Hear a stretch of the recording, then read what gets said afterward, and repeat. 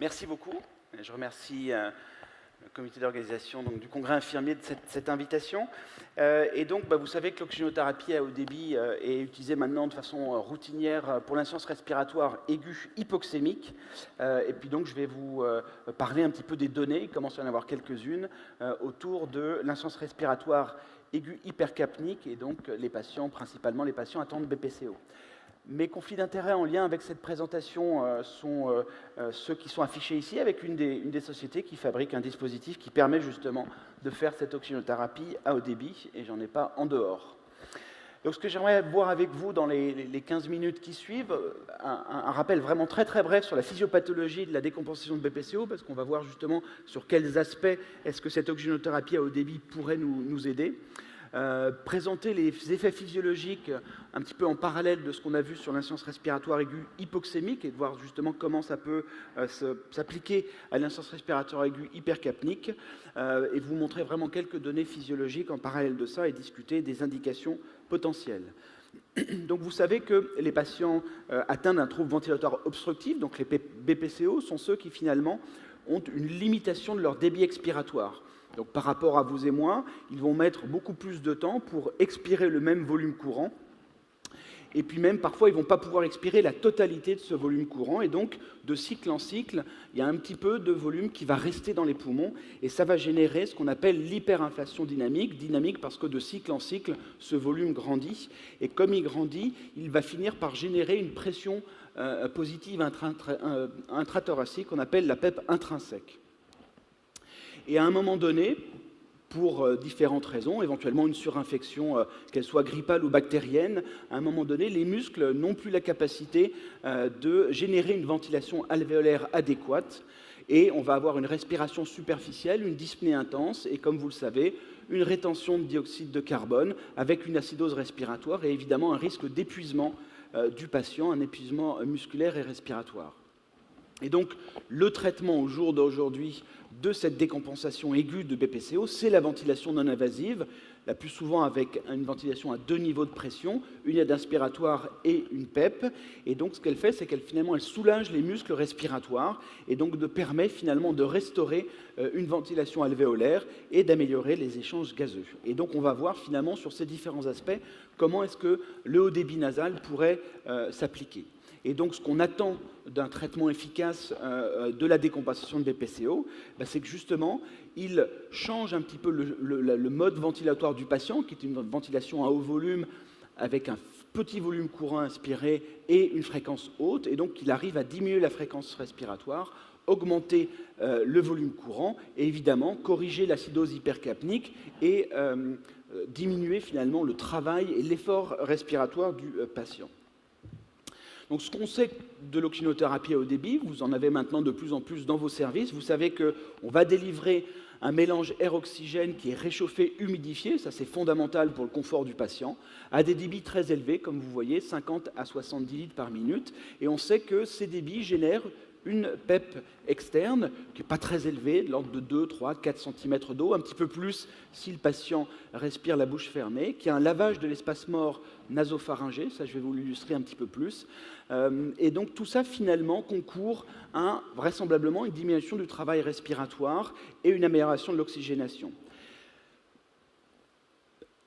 Et donc l'idée maintenant, c'est que justement, on va pouvoir élargir les indications de cette haut débit nasal à l'insuffisance respiratoire aiguë hypercapnique, même si, il faut le reconnaître, au début, dans la plupart des études, ces patients étaient exclus parce qu'on avait le sentiment que peut-être ça ne serait pas approprié. Et une façon d'envisager l'application de cette technique justement chez ces patients, c'est peut-être d'oublier que c'est de l'oxygène à haut débit, c'est avant tout un mélange air-oxygène. Donc on peut très bien travailler en 21% ou en 30%, donc un petit niveau d'oxygène, mais surtout avoir un haut débit qui va pouvoir donner tous ces effets bénéfiques pour le patient. Et donc, quels sont les éléments qu'on a maintenant pour voir si effectivement le haut débit nasal permet, comme la ventilation non invasive, de diminuer la fréquence respiratoire et d'augmenter le volume courant. voilà ce travail qui est fait chez des patients. Donc, ce n'est pas de la réanimation, c'est des patients qui ont une BPCO qui est sévère, mais qui est stable.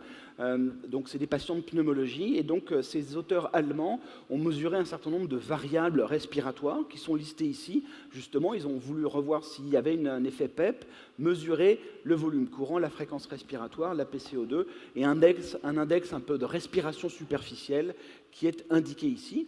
Et ils ont fait varier les débits avec lesquels ils ont fait ces mesures, et puis ils ont comparé ça avec le traitement de référence, la CPAP nasale et la ventilation non invasive. Lorsqu'on regarde justement quelle pression est capable de générer ce dispositif, on retrouve des niveaux que je vous ai indiqués. Vous voyez, on est entre 2, 3, 4 cm d'eau lorsqu'on utilise le débit le plus élevé. Ça, c'est un point majeur, j'y reviendrai, 50 litres par minute. Et sans surprise, évidemment, avec la CPAP ou la BiPAP, on est capable de générer des pressions plus importantes. Ce qui est intéressant, c'est quand on regarde justement les variations du volume courant, je vous dis qu'en exacerbation aiguë, les patients n'arrivent pas à générer un volume courant suffisant pour assurer l'épuration du CO2. Lorsqu'on regarde les mesures qui sont faites chez ces patients, vous voyez qu'avec le débit le plus élevé en haut débit nasal, 50 litres par minute, finalement, on arrive à faire la même chose qu'en CPAP ou en VNI avec un inspiratoire, en BiPAP comme c'est indiqué là. Donc clairement, en tout cas avec ces données chez des patients en BPCO sévère à l'état stable, on peut répondre à la question, oui, le haut débit nasal est capable de faire augmenter le volume courant de ces patients et donc peut-être d'améliorer la ventilation alvéolaire et de faire baisser la PCO2, ça on le verra par la suite. Lorsqu'on regarde la fréquence respiratoire, nos patients ont une dyspnée et une tachypnée, ils respirent vite, et vous voyez que, là encore, le haut débit nasal, et même plus que les modes en BiPAP, est capable de diminuer la fréquence respiratoire, peut-être aussi parce que c'est mieux toléré, indépendamment des effets physiologiques. Il y a un effet confort aussi, qui fait que ça soulage mieux la dyspnée, et donc les patients respirent moins vite. Et lorsqu'on regarde cet indice de respiration superficielle, là encore, en diminution de cet indice, en amélioration du confort ventilatoire du patient, vous voyez que là encore, le haut débit nasal avec le plus haut débit fait mieux que les modes en BiPAP et CPAP. Donc clairement, on peut répondre à la question que le haut débit nasal chez ces patients-là est capable de réduire la fréquence respiratoire et d'augmenter le volume courant. Est-ce que ça se traduit par une amélioration gazométrique ? La même équipe, encore une fois, chez des patients BPCO sévères, hypercapniques de base, mais à l'état stable, en dehors d'une décompensation, ont utilisé et ont traité ces patients pendant 6 semaines alternées, soit avec du haut débit nasal, et vous voyez que ce n'est pas un débit très très élevé, 20 litres minute, et ont comparé avec 6 semaines de ventilation non invasive, encore une fois, à domicile. Ces patients, je vous ai dit, sont des PPCO sévères, ils sont chroniquement hypercapniques. Vous voyez, leur PCO2 de base est largement au-dessus de 50 mm de mercure. Mais ce qui est intéressant de voir, c'est qu'au bout de 6 semaines de traitement, les deux techniques, la technique de référence, la ventilation non invasive, mais également le haut débit nasal, ont permis une réduction significative de cette hypercapnie et pas de différence entre les deux VNI et haut débit nasal. Donc, encore une fois, à l'état stable, chez des patients sévères, le haut débit nasal est capable de corriger cette acidose hypercapnique et donc de faire baisser la PCO2. D'autres données chez les patients qui, cette fois-ci, sont en situation plus aiguë d'insuffisance respiratoire, qui viennent aux urgences pour une dyspnée. C'est une étude sud-coréenne. Ils ont regardé tous les patients qu'ils ont traités aux urgences avec du haut débit nasal, et puis ils ont comparé ceux qui étaient au début, à leur présentation aux urgences, hypercapniques, et ceux qui ne l'étaient pas, mais tous étaient là pour une dyspnée, une détresse respiratoire. Donc il y a une quarantaine de patients dans les deux groupes. Vous voyez qu'au départ, il y en avait 80 qui ont rempli les critères d'inclusion, et donc il y en avait à peu près 50-50, la moitié hypercapnique et la moitié des patients qui n'étaient pas hypercapniques à l'arrivée aux urgences. Et vous voyez que ces patients hypercapniques avaient des niveaux quand même assez élevés d'hypercapnie, 73 mm de mercure en moyenne, et vous voyez que après le traitement par haut débit nasal, vous avez une diminution significative de cette hypercapnie, et si je reviens à une de mes planches précédentes en disant qu'on avait écarté ce type de patient dans les premières études où on a utilisé le haut débit nasal, c'est que comme on travaillait également avec des FiO2 très élevés, il y avait peut-être la crainte qu'on allait aggraver l'hypercapnie chez ces patients. Là, on a une illustration très claire que ce phénomène ne se produit pas. Et sans surprise, chez les patients qui, au départ, ne sont pas hypercapniques, qui sont même plutôt hypocapniques parce qu'il y a une tachypnée, donc une hyperventilation, évidemment, chez ces patients, on n'a aucune variation de cette capnie. Est-ce que l'ensemble, finalement, améliore le confort respiratoire et la diminution de son effort chez ces patients qui ont des difficultés à générer un effort musculaire inspiratoire suffisant? C'est ce qu'on va regarder maintenant sur deux travaux. Alors, le premier, je vous en avais parlé dans les effets qu'on attend de haut débit nasal, c'est cet lavage de l'espace mort. Vous savez que quand on expire, on a une certaine zone de nos voies aériennes supérieures qui ne participent pas aux échanges gazeux, et donc forcément à l'expiration, on va expirer du CO2, et lorsqu'on va réinspirer, on va réinhaler une quantité de CO2 qu'on venait d'expirer. Et donc l'intérêt de laver cet espace mort, c'est finalement d'avoir une source d'oxygène pour que dès le début de l'inspiration, les patients inspirent de l'oxygène et non pas du CO2 qu'ils viennent d'expirer. Et donc, pour savoir si on avait cet effet-là, ça a été modélisé de façon très élégante dans ce travail. Vous voyez qu'ils ont fait un moule pour mimer les voies aériennes supérieures du patient. Et puis ils ont utilisé un gaz traceur pour mimer le CO2 et ont regardé au cours du temps, avec le haut débit nasal, comment est-ce que ce gaz traceur était éliminé de ces voies aériennes supérieures. Donc voilà, ils ont regardé deux compartiments, les fosses nasales et puis un petit peu plus loin, et tout ça correspond à l'espace mort anatomique. Et donc ils ont regardé comment était dilué ce gaz en appliquant différents débits de haut débit nasal. Lorsqu'on est à 15 litres minute pendant la première demi-seconde, vous voyez qu'on a peut-être un tout petit début d'effet de dilution de ce gaz qui est marqué en rouge. C'est un peu plus marqué à 1 seconde. Et au bout de 2 secondes, vous voyez qu'on a pu un petit peu nettoyer, mais on n'est pas allé très très loin. Et puis surtout, c'est pas complet. À 30 litres minute, c'est déjà plus complet, on commence à aller un petit peu plus loin. Et à 45 litres par minute, vous voyez que dès la première demi-seconde, on a déjà un effet assez important. Et ça se majore, là on a nettoyé quasiment complètement, et puis on est allé un petit peu plus loin. Donc clairement, on a pu finalement faire cet effet de lavage de l'espace mort, encore une fois modélisé ici, et donc on peut imaginer que les patients vont du coup réinspirer une source fraîche d'oxygène et pas du CO2. Et évidemment, chez les patients qui sont déjà hypercapniques, c'est d'autant plus intéressant que dans d'autres catégories de patients. Et un point très important, vous l'avez vu, cet effet est débit dépendant. C'est-à-dire que plus le débit est élevé, plus l'effet est bénéfique, et donc ça plaide pour l'utilisation de débits élevés chez ces patients-là. Je vous ai dit qu'on avait un effet PEP qui était observé également avec le haut débit nasal, donc il est intéressant chez le patient BPCO, et donc c'est simplement pour illustrer encore une fois que ces débits, ces effets-là sont débit dépendants.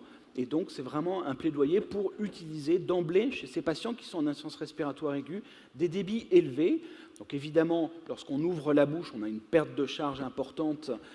Donc, c'est pour ça que la pression qu'on mesure est moins élevée que quand la bouche est fermée. Mais dans les deux cas, de toute façon, cet effet est débit dépendant. Je ne vais pas avoir le temps de rentrer dans le détail de ces travaux italiens très intéressants, encore une fois, sur les mesures, les paramètres de physiologie respiratoire, mais j'attire votre attention sur le fait que l'ensemble de ces paramètres, qui sont des variables de physiologie respiratoire, encore une fois, ils sont systématiquement obtenus avec une supériorité significative avec les débits les plus élevés. Là encore, un plaidoyer pour l'utilisation de ces débits élevés. C'est encore vrai dans ce travail québécois de patients qui étaient en récupération d'une insuffisance respiratoire aiguë et l'effort respiratoire, le travail respiratoire était diminué significativement pour les débits les plus élevés. Donc à ce stade, on peut dire que chez les patients stables, le haut débit nasal est capable d'améliorer un certain nombre de paramètres. Au cours de l'insuffisance respiratoire aiguë, on a très très peu de données, essentiellement des case reports. Je vais vous illustrer une situation qu'on a retrouvée dans notre service d'un patient qui est en insuffisance respiratoire aiguë hypercapnique sur une grippe H1N1. Il est d'abord hospitalisé en salle, son état se dégrade et donc il a une indication de VNI parce que vous voyez qu'au moment où on le prend en charge en réanimation, c'est la courbe bleue, il a près de 80 de PCO2. Il ne tolère pas du tout la première séance de VNI, il est hypercapnique, il faut qu'on fasse quelque chose, on le place sous haut débit nasal, vous voyez que c'est illustré ici, et au cours du temps, petit à petit, sa PCO2 va baisser, on n'a plus jamais refait de VNI, et il a finalement s'est amélioré, a pu être sevré. C'est qu'une illustration, c'est bien évidemment pas une preuve, mais c'est pour dire que oui, on peut légitimement tester cette technique chez nos patients.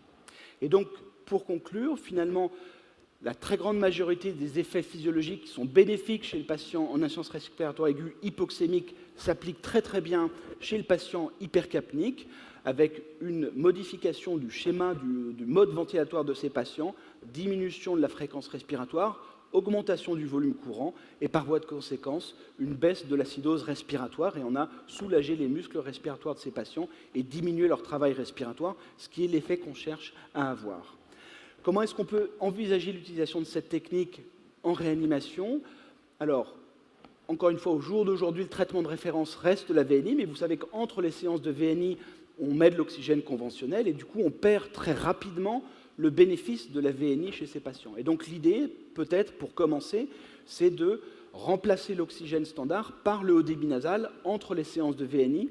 Et c'est ce qu'on va explorer dans un PHRC qui va démarrer dans les semaines qui viennent avec notre collègue Christophe Giraud à Rouen, justement pour voir si on peut garder plus longtemps le bénéfice de la VNI grâce au haut débit nasal. Et puis peut-être, dans une étape ultérieure, ça sera peut-être de comparer d'emblée versus VNI versus haut débit nasal, peut-être chez les patients les moins graves. Je vous remercie de votre attention.